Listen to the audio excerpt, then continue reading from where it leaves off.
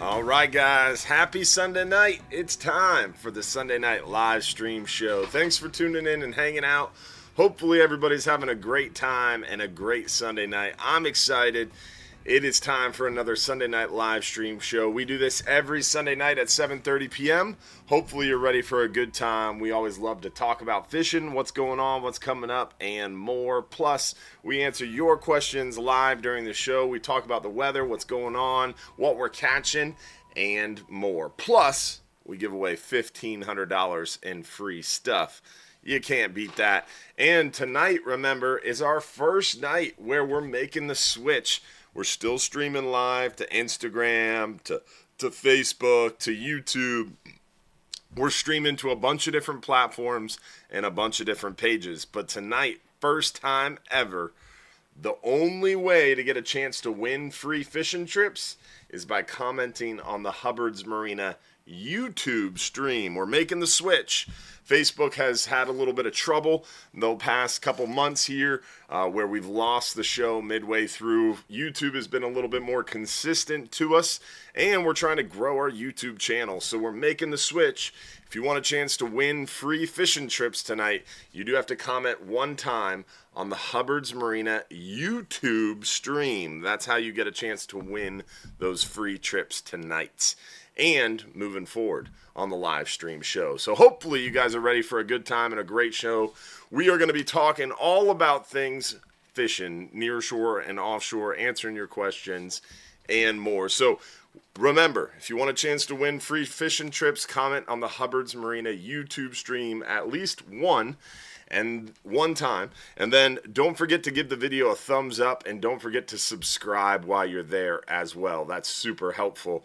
And then if you're watching on Facebook, if you're watching on Instagram, don't forget to comment where you're watching from and give the video a like or a thumbs up or a share for us as well.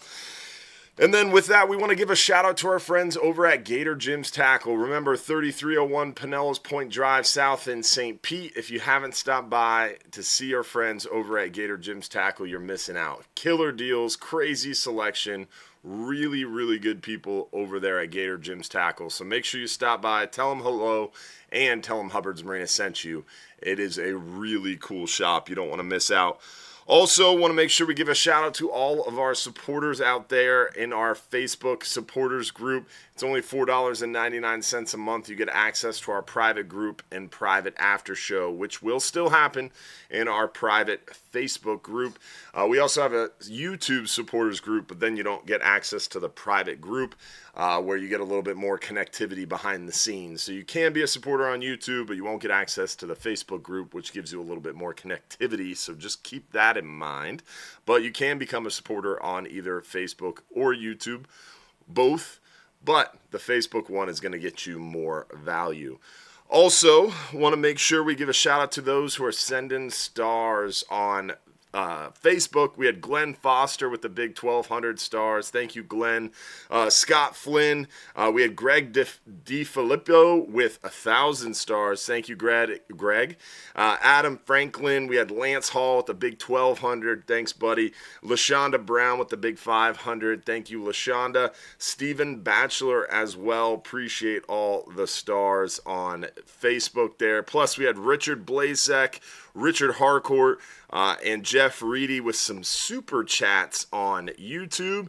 And then we had a huge one from Eric S. Appreciate you, Eric. Definitely appreciate all the super chats on YouTube as well. So we got stars on Facebook, super chats on YouTube, and supporters on both. So appreciate all you guys and for making this possible and helping to fuel our live stream shows. Plus, our partners out there with our title sponsor at Gator Gyms, our partners over at Bass Pro, and also Innovative Pools and Spa, which we'll hear from later in the show. First things first, let's talk about what we're catching now, show you photos. We like to show you photos of what we're catching now. Then we're going to talk a little bit about the weather, what's going on and coming up. Then we're going to get into your questions. Remember, if you have a question you want answered live during the show, you do have to comment, or you do have to text us, text us at the phone number at the bottom of the screen. That's how you get your question answered live during the show. So if you have a question you want answered live, shoot it to us in a text message at the bottom of the screen. All right, let's see here. Photos. Let's see what we've been catching. We always like to start inshore, and then we work our way near shore and offshore after that. Inshore-wise, we have been seeing some nice redfish up in the bay, around those mangrove shorelines, those oyster bars. Definitely early morning, dusk is better times to get out there, low light when it's cloudy. It has definitely been hot, and those fish are feeling the heat, so it makes it a little bit tough to get them moving during the day. Out on the beaches, it's a little cooler and definitely a little bit more activity around the passes and beaches. Seeing a lot of snook. On the beach and around the pass, the snook inside John's Pass have been thick. The crew have been getting after it for sure, doing well out there around the docks. Today we had some tarpon moving around the dock too, which was pretty cool. Big old snook from the upper bay water. There are still snook moving around the back bay and upper bay waters. You can see how dark this fish is. That's like almost a wintertime looking fish. Crazy. So there's still some fish up in the bay, but they are definitely a little bit more lethargic and moving slow. Find those areas where it's a little bit deeper, the water's moving a little bit, shaded structure. So if you can find a deep point, a structure point, a little bit deeper, any sort of cooler temperature, that's really going to get the fish moving. Obviously, nighttime fishing has been really good for those snook. Out on the beach and around the pass has been really good because that's deeper, a little cooler, a little bit more oxygen. All things that are going to get those snook moving a little bit more. As you can tell, snook fishing's going well. Seeing those micro tarpon move up into the bay, which is fun. Trout bite has been really consistent despite the really warm water, which is pretty interesting. So good time to get out there inshore, near shore, and off. Speaking of near shore and offshore, we're going to work our way a little bit deeper, show you guys what we've been catching out there a little bit deeper. And a little bit deeper, things are going well for us. Seeing a few of these hogfish, not a ton of hogfish. Warmer months, we don't see a whole host of hogfish, but we are not far away. We are 8 to 12 weeks away from that time where the hogfish start to pick back up. October-ish, when those cold fronts start, it really picks back up quickly for these hogfish. You can still catch them now, but we're just not seeing the huge concentrations that we do when it's a little bit cooler. Some nice red grouper action on our 10-hour trip. Offshore 39-hour trip's been crushing the fish. A lot of nice yellowtails, some big fat muttons, some nice American reds, some quality scamp and mangrove snapper. The mangrove snapper bite on this 39-hour trip that came in this morning was just insane. Huge average size to the mangrove snapper. Seeing really big red snapper still too. Some really nice quality scamp and red grouper. It is a great time to get out there, plus lighter loads. Today's 39-hour trip left the dock with Friday trip that got back this morning only had 33 people. So we went from sold out 50-person trips, now we have 21, 25, 30 people trips. Friday trip's still a little bit full, still a little bit busy, but the Sunday trips are definitely pretty light. Tuesday trips are still pretty light as well. Some nice blackfin tuna have been picking up. Been catching quite a few blackfin on the slow pitch jigs, and also doing some flatline and sometimes just dropping down or reeling up a deadbait will get you a blackfin tuna. We have been seeing some cobia picking up around the area too. Some catch and release gag grouper action. A lot of really nice gag grouper being caught and released. Looking forward to that short gag grouper season coming up. But it's coming up nonetheless. Some really nice mangrove snapper action. Seeing some really solid mangrove snapper and these big mutton. It's been a really good time to get out there. Just a lot of good eating fish, a lot of good quality fish. And like I said, a lot of room now that we're moving out of that crazy June and July time frame. August, kids are going back to school. There's not as many people traveling, and we're definitely seeing less and less crowded trips. The Friday trips on the 39 still pretty busy, but 12-hour extreme trips, really light. Look at this scamp grouper. I mean, absolute stud of a scamp grouper. It weighed in almost 16 pounds. I think it might have been a little over 16 pounds, but Capt Joe was on a 12-hour extreme. This is Anthony, one of our crew members, showing off this absolutely massive unit of a scamp grouper. Our friend Jeff caught one that was like 13 and change. I think it was 13.9 pounds, almost 14 pounds. I thought that was one of the biggest scamps we would see of the season. And just a few days later, this 16-pounder came up. Absolutely insane. Seeing some really big vermilions lately too, fishing a little bit deeper. Look at the size of those vermilions. Those are not red snapper. Those are vermilion snapper. Massive, massive vermilion snapper as of late. So fishing is going well.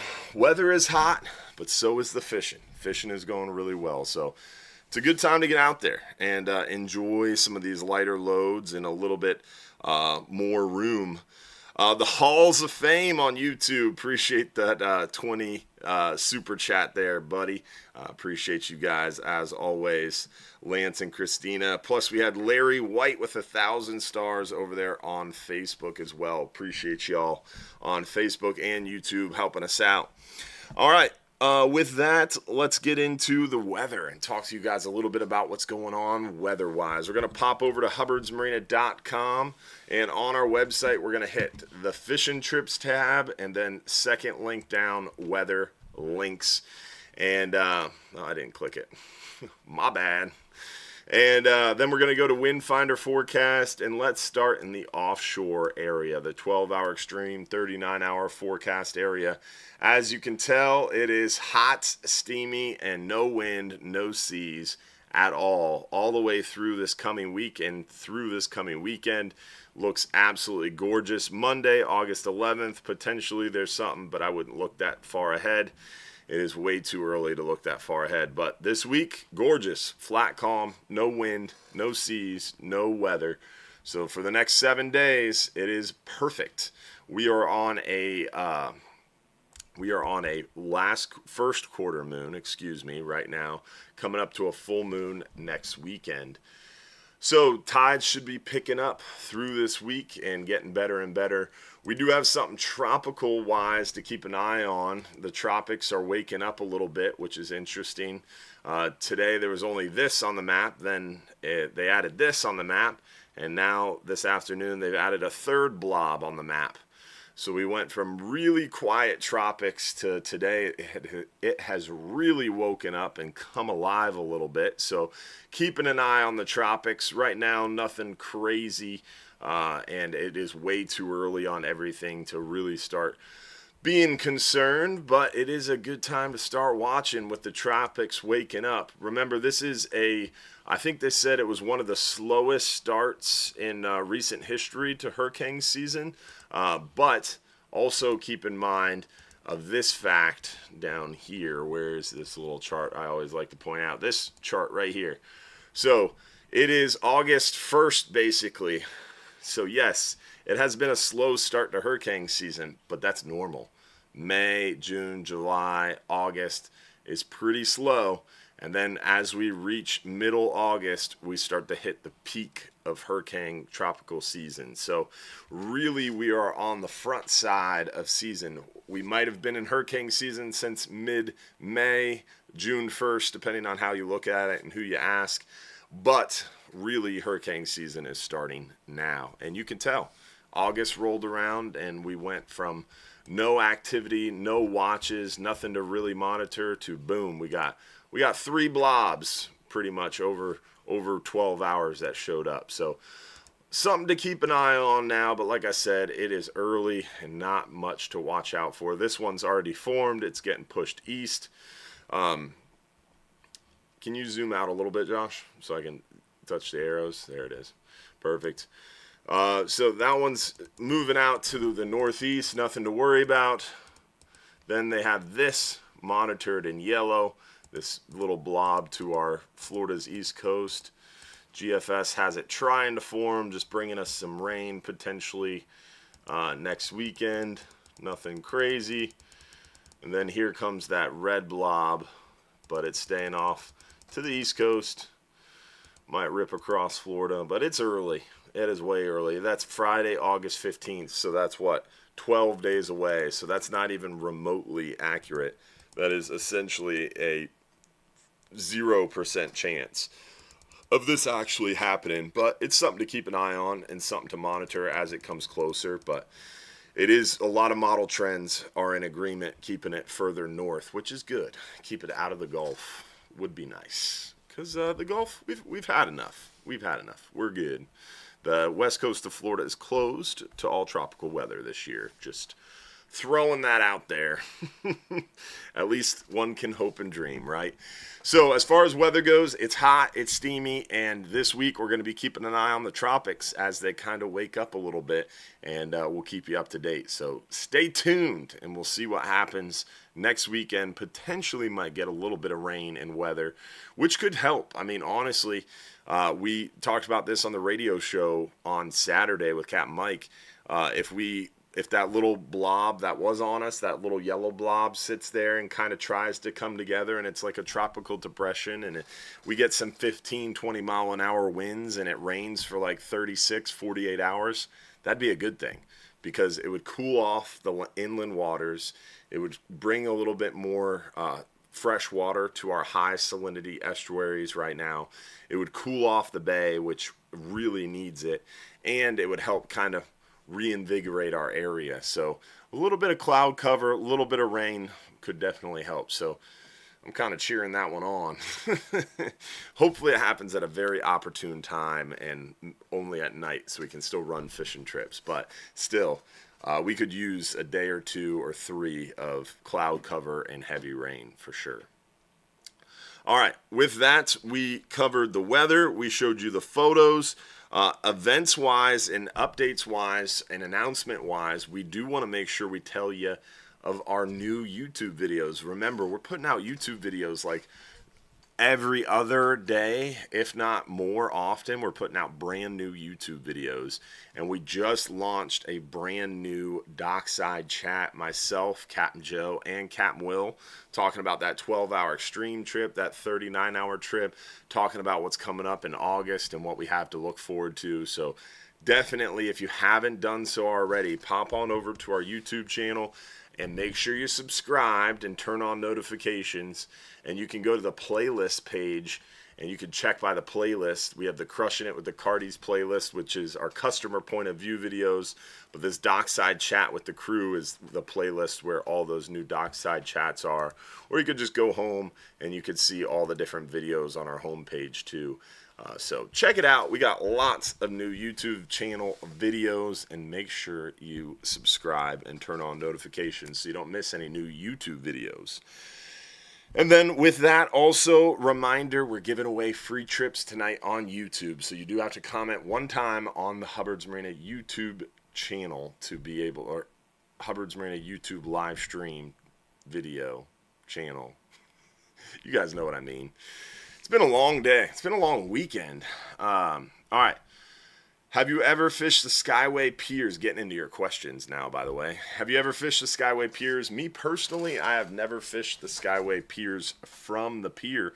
Fished around the piers from a boat, but I was pretty young, and it was a long run. I grew up north Bogosiega Bay, and I got a boat at a young age after working for a year and a half for it, and it did not run well. It had a Nissan Daihatsu 2-stroke that was older than me, and pretty much every time I left the dock, it broke down on me. So learned how to take a carburetor apart really, really well on the water, but unfortunately, I didn't venture very far. Pinellas Point, Fort DeSoto, Shell Key, Egmont Key was about the furthest I would go in my range. I never really made it to the Skyway very often because it was a long run in a 17-foot flats boat from upper Bogosiega Bay. I'm on the September 14th 39-hour grouper season closes September 14th. So yeah, you won't be able to keep gag grouper. Your trip has to open, or your trip has to leave and return during open season. So that September 14th 39-hour trip that leaves at 10 a.m. and comes back at midnight on the 15th, that is the last trip for red snapper, but we will not be able to keep gags because the trip gets back on September 15th. Gag season closes September 14th. So the last trip for gags would be that September 12th trip that returns on the 14th, unfortunately. But you're on the last trip for red snapper, which is exciting. All right, we've got Capt Mike Anderson on the line. What's going on, buddy? What's up, pal? How are you? Doing good, doing good. I Good, me am. too. Oh, you're doing well as well. Yeah, Nice. buddy. Yeah, man. Looking It's all forward to a good. nice and cool week. No, not looking forward to that. I don't think we're going to get that. But Yeah, it is a little hot. I had to go down to Don's Dock today, and I thought I was gonna die just walking down the old boardwalk there. It was a little tough. yeah, it's steamy out. It's going to be that way here. We got, probably 6 weeks, 6 to 8 weeks of it, Not maybe much 10 weeks. left. Not much left. We can No, see the finish no, line. yeah. So I mean, I heard the bite was good today, so I'm optimistic. Hopefully tomorrow it'll be good as well. I've got Monday, Wednesday, Thursday, Friday. So before I get a little break, I mean not from the heat, but I'm at least I get to go down to the Keys after that. So we'll get after it this week. Should be interesting. Deep water trout mackerel bite was good today. So a spot that I worked pretty good on Friday, still pretty productive today. So looking forward to that. We got a high tide around Port Manatee at 9 a.m. So it's going to give me time to soak some of the cut pinfish in the trees as that tide starts to go out. Mm-hmm. So I'm guessing that should be productive. And then we might just work on a little bit of the lower tide. We'll work some of the beach areas and keep catching those snook. There's still so many snook on the beach. Yeah.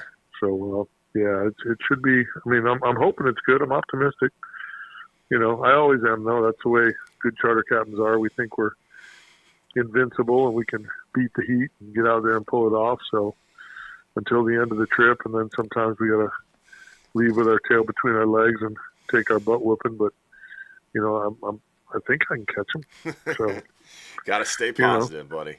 Yeah. I mean that's half the battle, man. I've been doing this a long time. I tell all my customers in the morning when we leave the marina, some days I'm pretty good at this, some days I'm not. About 4 hours from now, I'll tell you what today is. Exactly. So I got a game plan. We'll see if we can make the magic tomorrow and get it all to happen. So, we'll see. Yeah, I might be able to fish a little bit of that. I'm picking up at 8, so somewhere in there, 9, 9:30, 9:45, we're going to get that slack tide. Yeah. And might try some snapper spots in the middle of the bay and see if we can get that rolling too. So, that's always a possibility as well. So when you try to snapper fish in the middle of the bay on those rock piles, are you just cutting up greenies, cutting up the white bait you caught that morning, or are you bringing shrimp? I probably will bring both. Usually we have a little bit of a pinfish problem. Mm-hmm. So sometimes it's a little hard to fish the shrimpies. Yeah. But sometimes they work good. Yeah. Sometimes they work good, especially if you can get them down there. If you can get them down there for a couple of seconds and let the mangoes get to them, it can be good. We caught some really good mangoes on Friday. So I'm kind of hoping we can do that. And they were eating the live whitebait pretty good.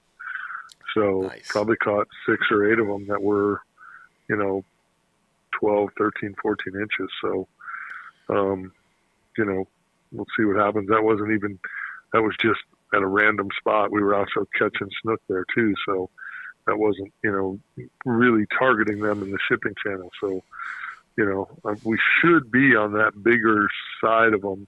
Mm-hmm. If you can get in the right spot, you should be able to catch some pretty good size ones right now. So sometimes a knocker rig, straight down on the bottom works good. Sometimes I try the chicken rig and just, depends on my customers, see what we have. But if you catch it at that slack tide, you can chum them up and kind of get them going a little bit. I just loved at OCC Roadhouse when Captain Glenn Taylor brought up chicken rigs, and he was like, yeah, for novices, a chicken rig is the go-to. It's the best option.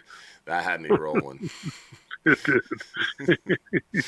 The whole crowd wasn't even prompted. He went on a diatribe about how novice anglers and chicken rigs, and it was a beautiful thing. I still think about it and cry a little bit, just tears of joy.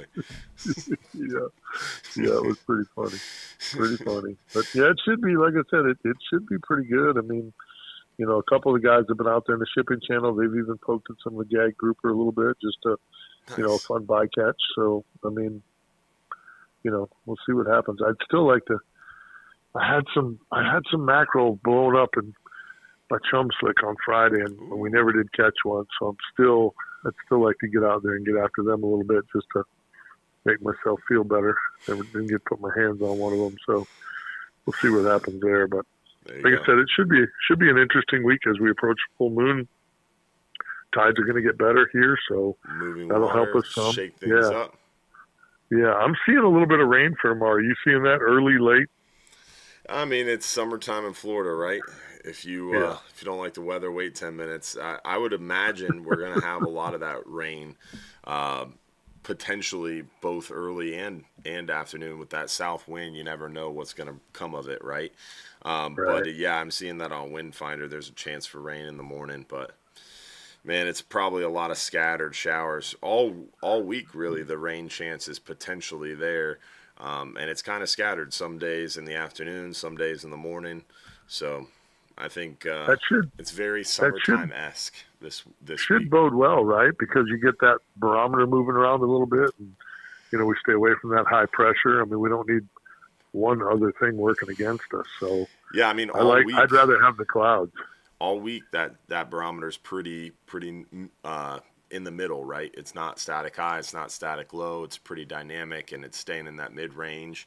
And then potentially we have that little tropical development off our northeast side of Florida. And with that thing spinning around trying to do its thing, I'm sure it's going to get that barometer excited and moving. So I'm sure we'll probably see some pretty good action this week, especially on the front side of that full moon, especially with some cloud cover potentially giving us a little bit of coolness. It should be a pretty good week, or pretty sexy, as Capt Mike Anderson would say.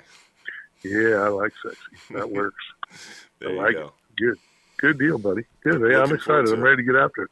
Yeah, we'll see what happens. Recharge the batteries a little bit here today. Got everything all retied, and we're ready to go to work and see if we can't put a hurting on them. Let's do it.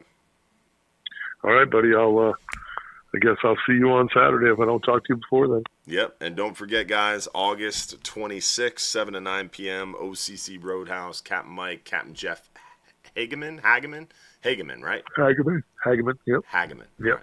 I'm always unsure about that one. He answers to both. He'll do a really good job. He'll be good at answering questions and getting in depth. Should be a good one for sure. Yeah, looking forward to it. Awesome, man. Appreciate you, Mike. Thanks for calling. All right, boys. Have a great night. Tight lines, everybody. Have a good week. See you, buddy. Bye-bye. Always a pleasure talking to our friend Capt Mike and having him join us again Saturday morning. If you haven't caught our radio show, it's pretty funny. We have a good time.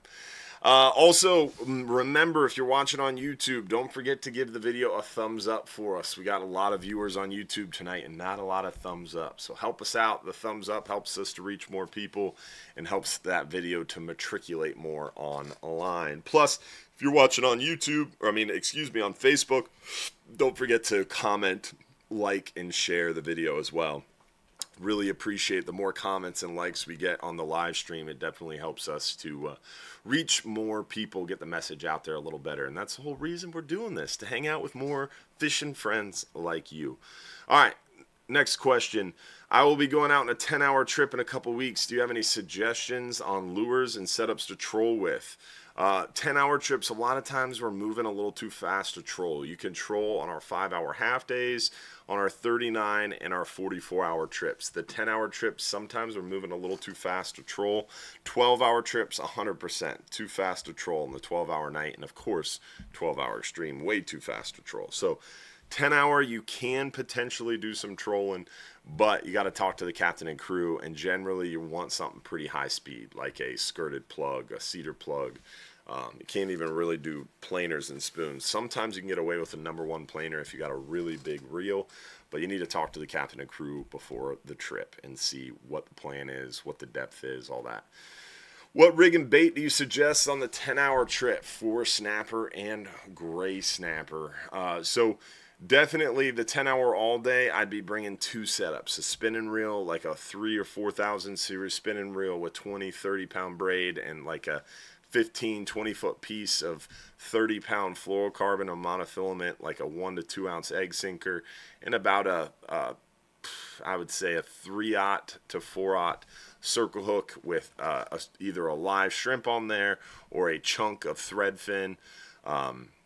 Or a chunk of squid, and super productive. Then if I'm dropping down a bigger chunk of bait or a live pinfish, I'd be using a like a 4/0 conventional, something with 25, 30, 35, 40 pounds of drag, something with 40, 50, 60 pound main line, and definitely about a 3 to 4 ounce egg sinker, swivel, about a 4-foot leader, and double snell 4/0 hooks, and a chunk of thread fin. Cut the head, cut the tail, trim the belly, get you about a 3.5-inch piece of thread fin, a little smaller than you would do on a 39, and that's a pretty good option right there.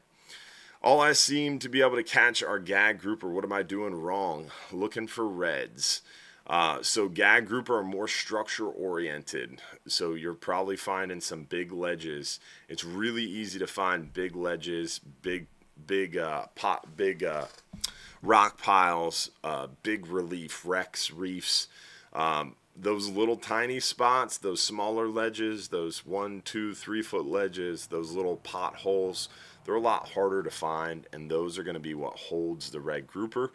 And you can find bait shows. A lot of times a bait show will have a couple nice red grouper on it as well. So you're looking for different structure for the red grouper. Red grouper are going to be out scavenging a lot too.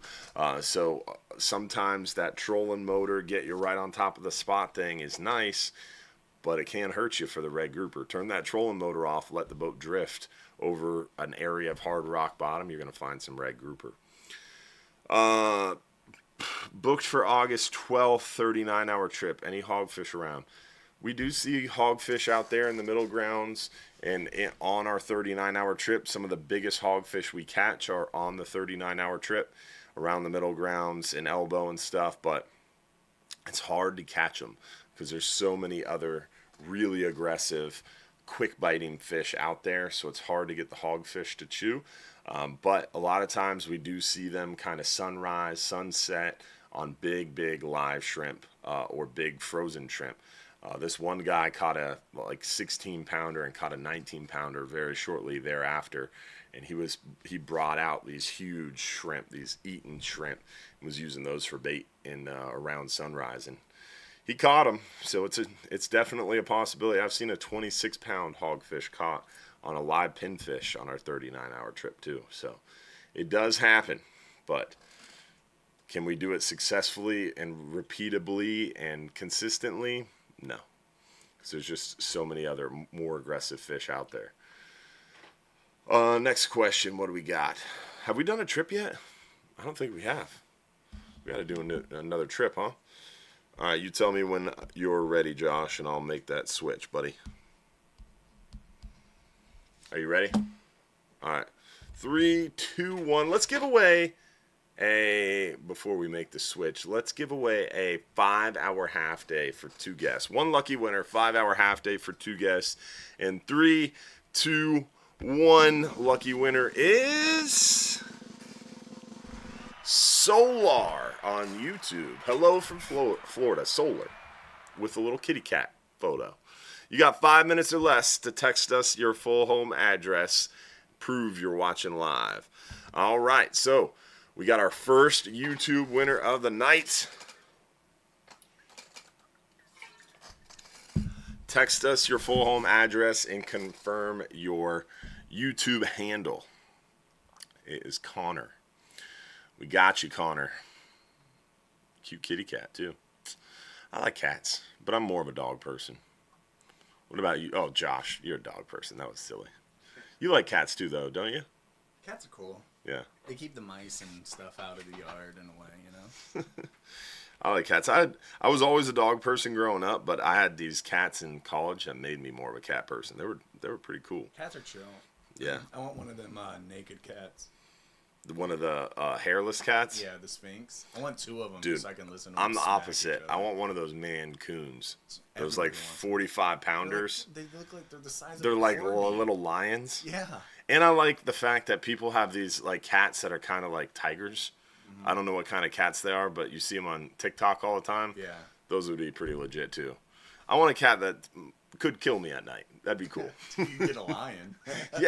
Yeah, like a lion. Just go full on like Hangover. It'd be awesome. Why dip your toes in? Mike Tyson, a white lion. All right, so next question before we go down too much of a rabbit hole. Coming on a 10-hour trip in late November, is there any species that are biting more? For sure. So remember, hogfish, October-ish through like March, April-ish. So our 10-hour trips really, really change October through like March because the hogfish are biting better, so we fish a little bit shallower, and we really target those hogfish with the live shrimp. So I would say October-ish through March-ish, we fish primarily 40, 50, 60 foot, catch a lot of those lanes and a lot of those hogfish, pretty good numbers of those hogfish, and then some of the, of course, gray snapper or white grunts and porgies mixed in there. Whereas warmer months like May, June, all the way through September, October, we are fishing a little bit deeper, fishing closer to 70, 80, 90 foot. And we're still seeing some good numbers of lanes, a couple of those mangrove snapper, and we have a better chance for the red grouper. We're using bigger dead baits, bigger live baits, and fishing a little bit deeper where we don't see as many hogfish. All right, any updates on amberjack season? So amberjack season's kind of funny. So amberjack season is always supposed to be, it is this year, going to be September 1st through end of October. So it's open September and October. Amberjack is going to open September and October. Unless there's a quota closure. And according to federal law and federal regulations, they have to monitor the quota for each fishing year. And last fishing year, there was an overage. A parent or supposed, or however you want to look at it, call it, they claim in January of this year, they were talking about how the quota was 250% exceeded for the fishing year last year for amberjack. So we heard that in January. So if it's 250% over, that means we should not have an amberjack season this year. We should have already gotten an announcement saying, hey, amberjack is not opening because of the quota overage from last year, and due to accountability measures, we are not opening the amberjack season in 2025. However, we haven't heard anything. So in reaching out to people in Tampa or people in St. Pete at the Southeast Regional Office of NOAA, they don't know what's going on either. They've sent the information up to HQ, which is Silver Springs, basically outside of D.C., where NOAA headquarters is, and they haven't heard back either. And so they're kind of unsure of what's going to happen. But I can tell you this, if government inefficiency and miscommunications hold true, I mean, it took them forever to get the gag grouper season announcement out. We just got the gag grouper season announcement like a week and a half ago, and gags opened September 1st. So it took them like 8 weeks, 12 weeks to publish that. So if they start working on the amberjack quota closure today, we should still get an amberjack season. How long is that amberjack season going to be? When are they going to realize that it opened and it shouldn't have? When are the environmental groups going to start suing like crazy? Like, hey guys, you got to follow federal law. There's a lot of question marks around amberjack season, but I'm kind of sitting back watching and trying to find the silver lining, and I think it's a little entertaining because environmental groups are going to freak out if it opens. Fishermen are going to be like, cool. And many fishermen won't even realize what's happening because it's supposed to be open September and October. So they're going to go out September 1st expecting it to be open, and it will be open potentially. It's going to be pretty comical. And Meanwhile, the guys in St. Pete are like, what are we doing here, guys? These fish aren't supposed to open. So to answer your question, is there an update on amberjack? No. And no one knows what the heck is going on with amberjack. It's supposed to be open September and October, but it's not supposed to open because the quota was overran last year, apparently, supposedly. So there's a 50-50 shot you'll be able to go out and catch an amberjack and keep it September 1st. All right.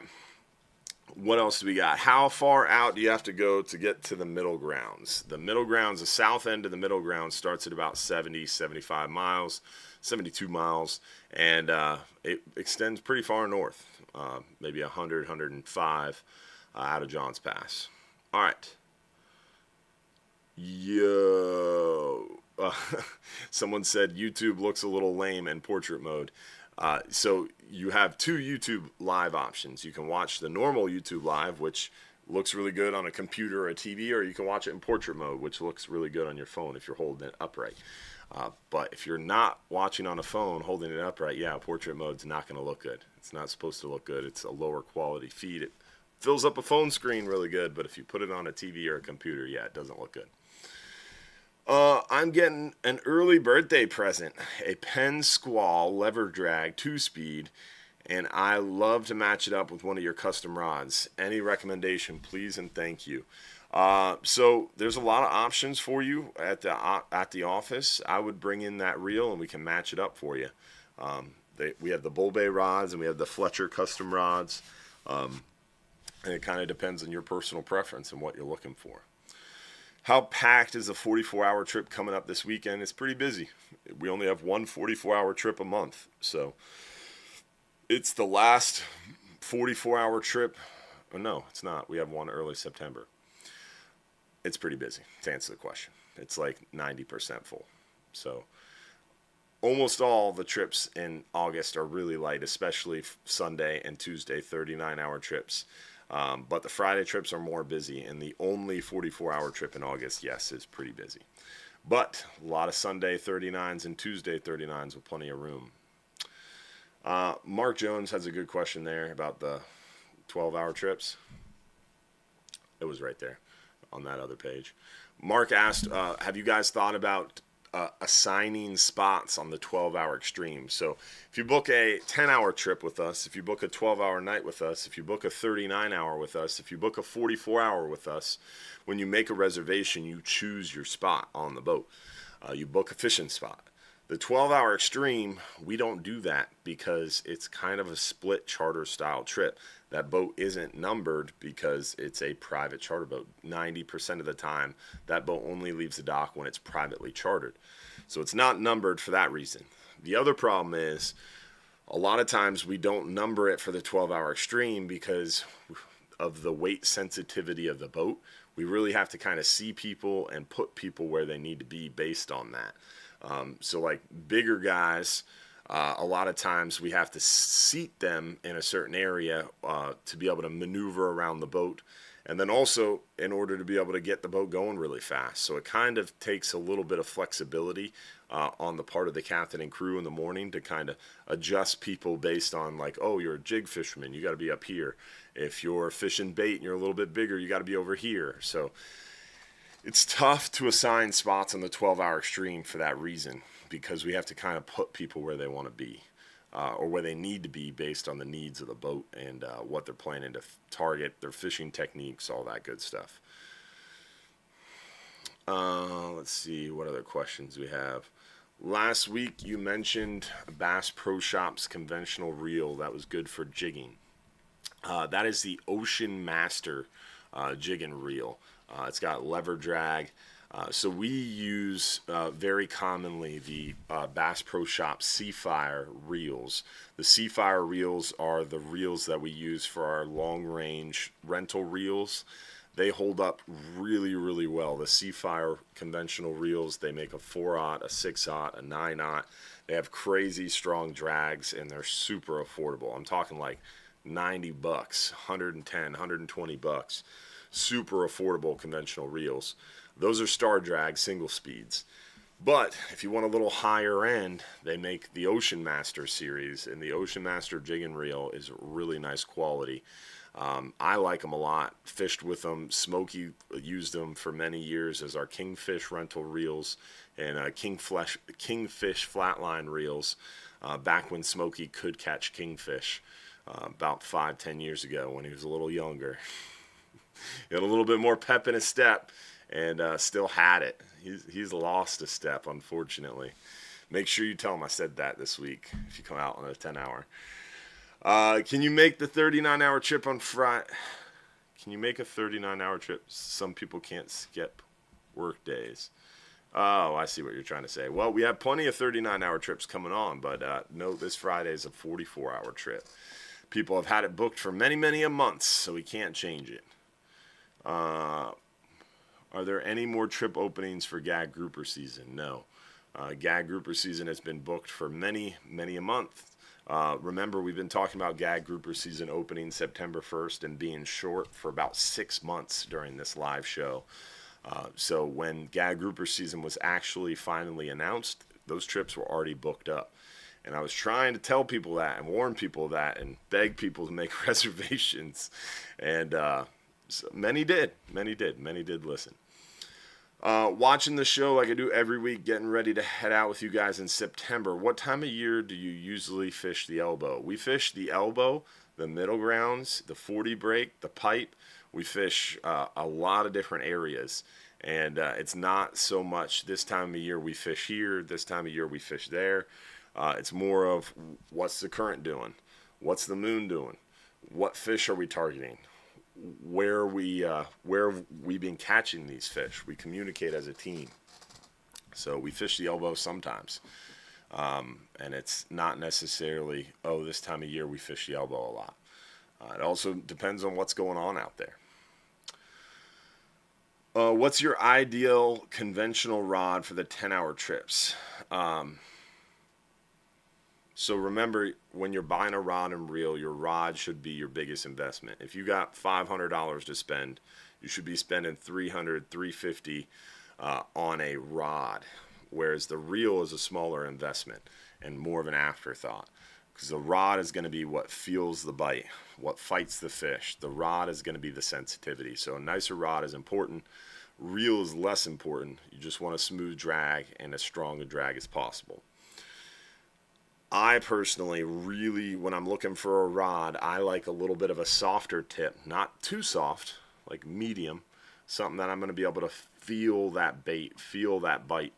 And then I like a stronger backbone. And I personally really like our custom rods because they're built the way I like them, with a little bit longer butt so I can get that reel further from my body and give myself more leverage. The foregrip is a little bit more etched out, so it gives you more grip when you're on a 39-hour trip catching mangrove snapper after mangrove snapper and your hands get slimy. And it's a little bit longer in the foregrip, so you can put that real foregrip on the rail if you get a really big fish. That way you don't need that pool noodle and look silly. And then also, I like a stronger backbone moving into a little bit softer tip. Not too soft, but softer, so you can feel that bait. Do you ever watch Florida Insider Fishing Report on FanDuel? I do sometimes. They do a great job.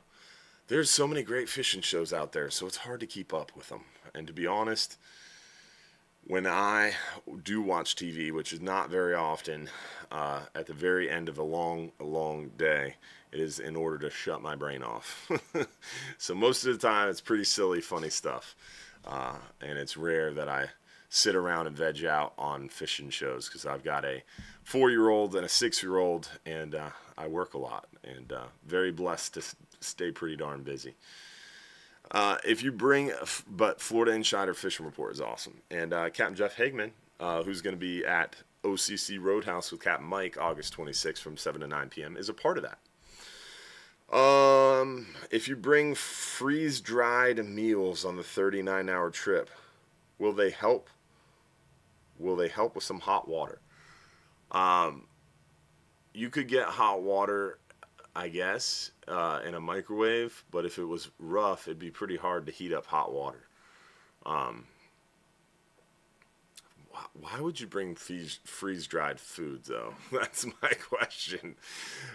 Personally, on a 39-hour trip, I like bringing a cooler with some Gatorade, some coconut water, some sort of electrolyte drink, and then I bring a gallon or two of drinking water, or you can use the drinking water on the boat. But I personally don't like drinking from plastic and going through a bunch of plastic cups. That's why I've got my gallon jugs. So I bring some water, I bring some electrolyte drinks, I bring some protein bars, maybe some beef jerky, because you can't go out in the boat without beef jerky. And then if you want, we have the meal package. Then all your hot food is supplied. So I eat 3-course breakfast with the galley, and then a lunch sandwich, and then dinner. And then I just have my protein bars and beef jerky and Gatorade to get me through. And that works out pretty well. But you can also bring your own food. Like if you want to pack sandwiches, sometimes I get into that. Joe brings meatloaf a lot. Fried chicken is always a boat snack favorite. Publix subs, you can't go wrong there. But yeah, you could bring freeze-dried meals. Just doesn't sound very appetizing to me. And then also warming up hot water would be very tough if it's rough at all, because we really just have a microwave. I have a coffee maker that would get hot water, but most of the time it's filled with coffee. So it might be a little challenging. On the August 10th 39-hour trip, looking for scamp. What's the secret? We talked to Capt Will today about scamp.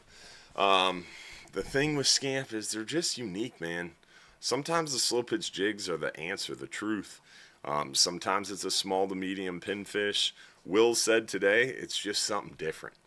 If everybody's using thread fins and maybe a few strips of squid dropping down a cigar minnow, or dropping down a whole octopus, or dropping down a whole squid, something a little different is what piques their attention and gets them fired up, you know. Who knows? But pretty good eating fish and fun to catch for sure. All right, let's do another giveaway, and then we'll answer a few more questions here. This giveaway is brought to you by our friends over at Bass Pro Shops. Remember, we are partnered up with Bass Pro Shops. We use their Seafire offshore angler reels. We use that Ocean Master jigging reel for our flatlining.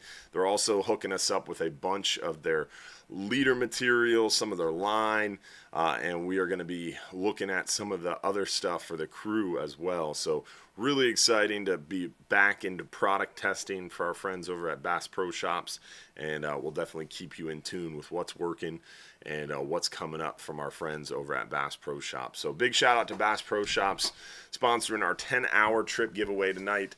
All right, let's find out who won the 10-hour all day for one lucky winner. Two guests. 3, 2, 1. Winner is on the 10-hour James Bott from Dunedin. Congratulations, James. You got 5 minutes or less to text us that full home address to claim your 10-hour all day. Brought to you by our friends over at Bass Pro Shops and Cabela's. Team Outdoors. All right. Let's see. Next question. On any of the trips, when you buy a rod and reel package, what is the bait? What bait is included? So we provide all your dead cut bait included in your ticket price. So on a 5-hour trip, that's just squid. On 10-hour trips or longer, that's squid and threadfin. So you got lots of options. But keep in mind, you do have options for live bait too. So if you're on a 10-hour trip or longer, we have live shrimp available and live pinfish available. This time of year, 10-hour trip, maybe a dozen or two pinfish. Really, probably just a dozen is all you need. Shrimp are a good option, but not as important because the hogfish aren't super thick. Plus, this time of year, shrimp are pretty small. 12-hour night snapper, shrimp are a little bit more important. Pinfish, I'd bring a dozen at least per person, targeting those bigger mangroves. 12-hour extreme, definitely 2-3 dozen pinfish is a good idea. No, not as necessarily on the shrimp, and same on the 39 and 44-hour, 2 to 3 dozen pinfish, and really not as important on the shrimp. Plus, the shrimp are so small this time of year, it makes it a little bit challenging. Does the Golf Council have proclamation authority? The Golf Council is a advisory body to NOAA fisheries, so they don't have regulatory authority. They are a panel of 17 voting members that are appointed through the Secretary of Commerce. 5 of them are Gulf States representatives. 1 is the Southeast Regional Office, and the remaining 11 are appointed by the governor, recommended by the governor, appointed by the Secretary of Commerce. And they are an advisory body, so they make recommendations on what regulations should be, and NOAA Fisheries goes through the rulemaking. Southeast Regional Office and NOAA Fisheries go through the rulemaking. So not quite sure what you mean by proclamation authority, but I would say they don't have it, because they don't really have authority to make regulations. How can I change from portrait to full screen on YouTube? Just pull up Hubbard's Marina's YouTube channel, and there's 2 options on the live video. But also Josh is going to send you the link. But yeah, when you go to Hubbard's Marina's YouTube channel, there's 2 live ones. One is just off the hook with Captain Hubbard, and one is off the hook with Captain Hubbard, and then it says portrait. Don't click the one that says portrait if you don't want portrait. But we're sending you the link. Next question, what do we got? What size weight should we bring on the 39-hour trip? A lot of 6-ounce and 8-ounce weights. If you're around a new or full moon, bring in some heavier weights is a good idea. Some 10, 12, 14-ounce weights are a good idea. But primarily we are fishing 6 and 8-ounce sinkers, primarily, 90% of the time. Carol Roberts, appreciate those stars. Phil Battisto, appreciate those stars on Facebook. Definitely super appreciate all the stars on Facebook tonight, and also the super chats on YouTube. We had Richard Harcourt sending us another super chat there on YouTube. Thank you so much, buddy. All right, what else we got? Any other questions? Would you suggest a Carolina rig or a knocker rig on a 10-hour? For the spinning rod with the live shrimp, generally a knocker rig. With the conventional rod, the little heavier option, I'm fishing mostly the fish finder rig, which is the slip lead on the main line, swivel, 4-foot leader or so, and a hook. That's what I recommend. All right, next question. What do we got?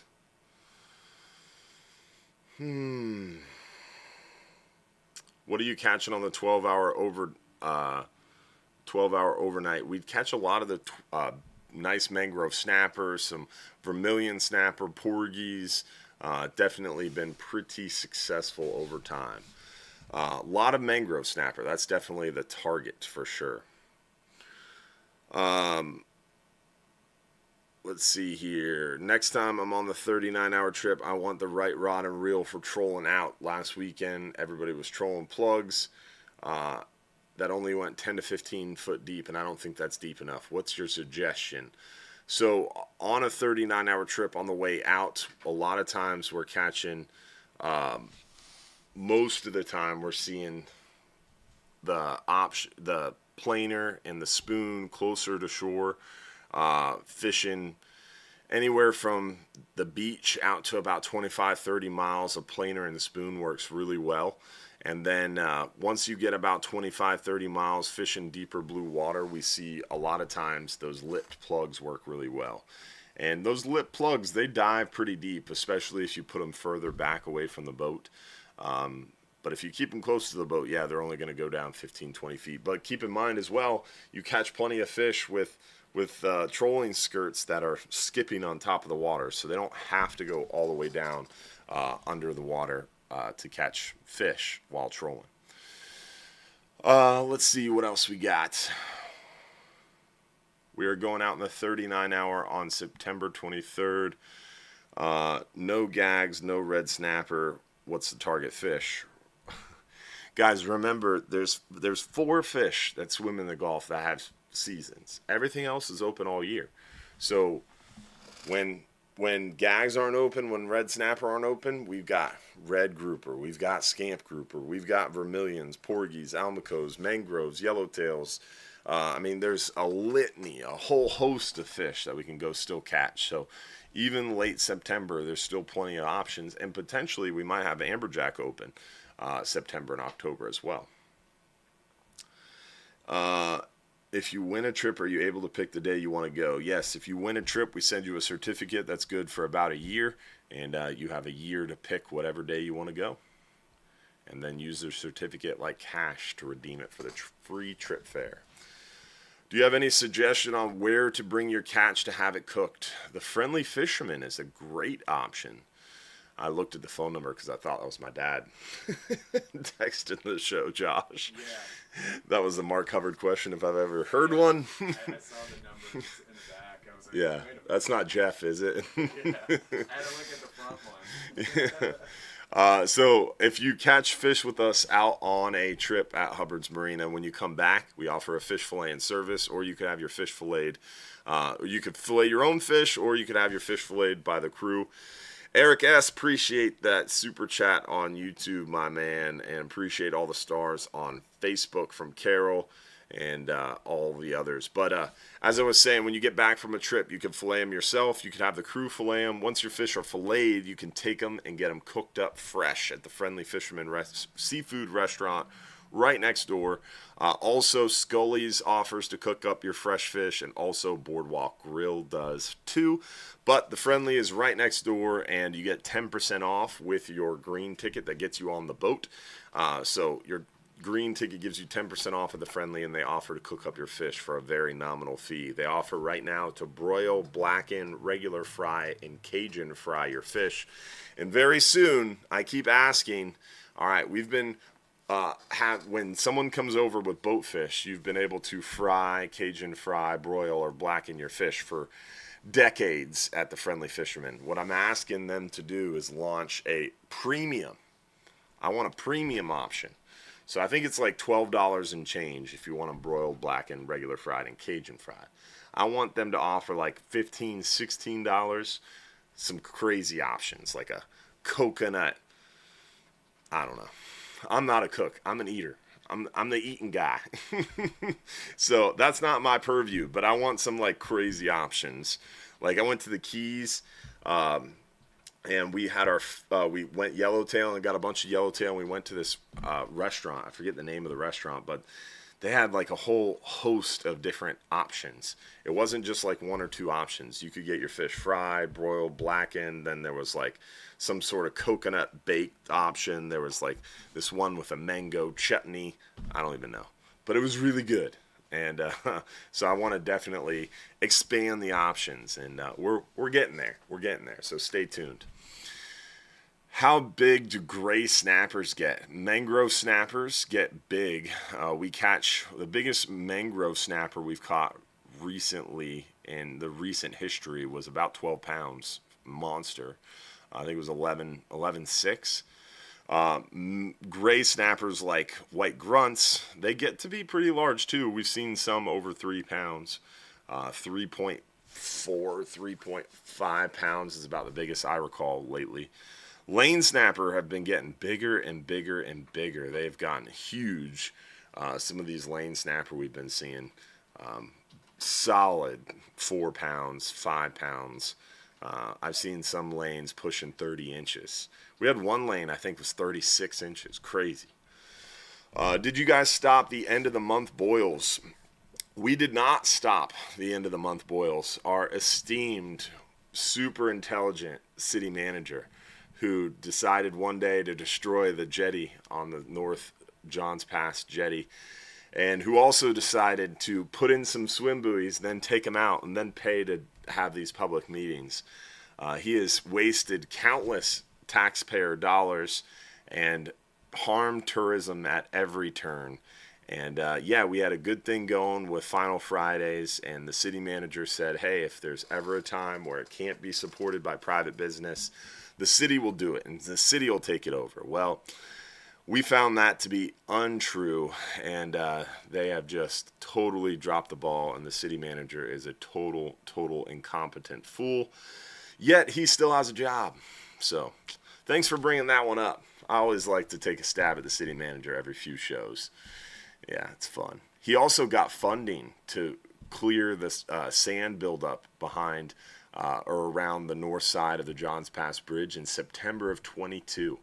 And then for about 2 years told us, oh, we're waiting for Army Corps, only to find out in July of 24 that he hadn't even applied for the permit yet.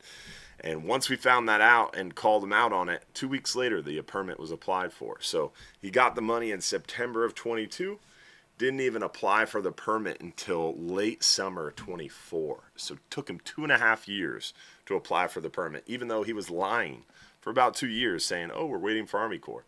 When in reality, Army Corps didn't even have his permit application yet. Now, we are late summer, almost fall of 2025. It's been 3 years since we got that money allocated from the state to the city. Still haven't even started the job. Total incompetence, baby. Government at its finest. It is nuts. Crazy he still has a job. All right, next question before I get angry. I already did get angry. Do we have one more question to end on, Josh? We got to end on something positive. More positive than that. Any tips on catching sailfish? Don't throw lead at it. We've had a few sailfish. The Hub was out there about 35 miles. They found a sailfish, free jumping. Saw one on the Flying Hub 2, two different ones in 1 week on the Flying Hub 2. Saw one on the 39 hour. So this is that time of year we start to see them. And if you see them, tail walking or free jumping, greyhounding they call it, it's really hard to get them to chew because what they're doing is they're clearing parasites and they're on the move.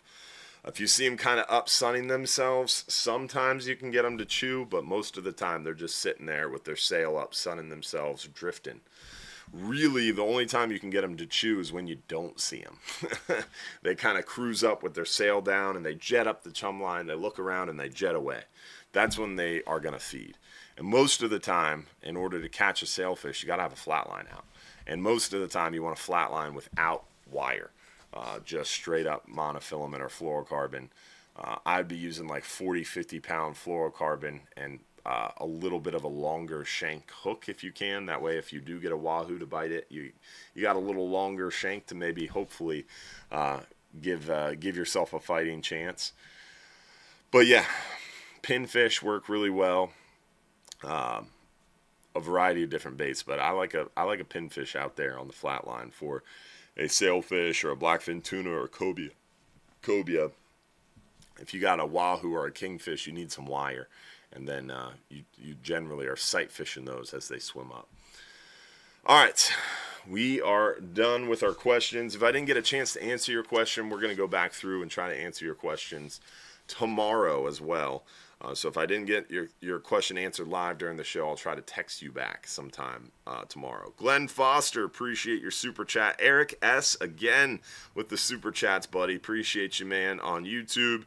And we also had Carol Roberts, Phil Batista, Larry White, Glenn Foster, Scott Flynn, a bunch of different people on Facebook sending those stars as well. Appreciate all our supporters out there and appreciate viewers like you as well. Don't forget to comment, like, subscribe, and help us out making sure you're spreading the word and telling people about the show. Josh, what time is the supporters after show, buddy? 8:55. So if you're on our supporters group, join us at 8:55 for the supporters after show. Hopefully we'll see you guys next week and every week, Sunday night, 7:30 p.m. for our live stream show. And let's see who won that 39-hour fishing trip brought to you by our friends over at Innovative Pools and Spa. Remember, Innovative Pools and Spa brings you 35 years of experience building pools in the Tampa Bay area. They're continuing their legacy of their father's company with 3 decades of pool building experience. Plus, they continue to raise the bar in pool construction, design, and features.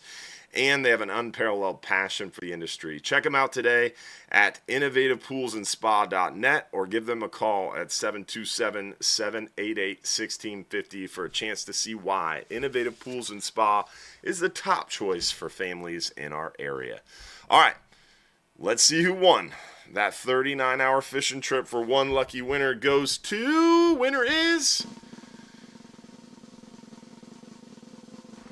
Grace Foster from South Jersey. Congratulations, Grace Foster, and congrats to all of you for being a part of our Hubbard's Marina family.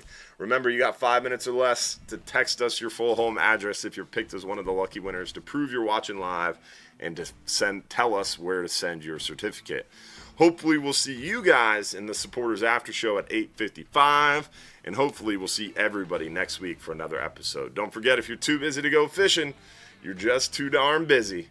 Thanks for watching, y'all, and thanks for being a part of our Hubbard's Marina family.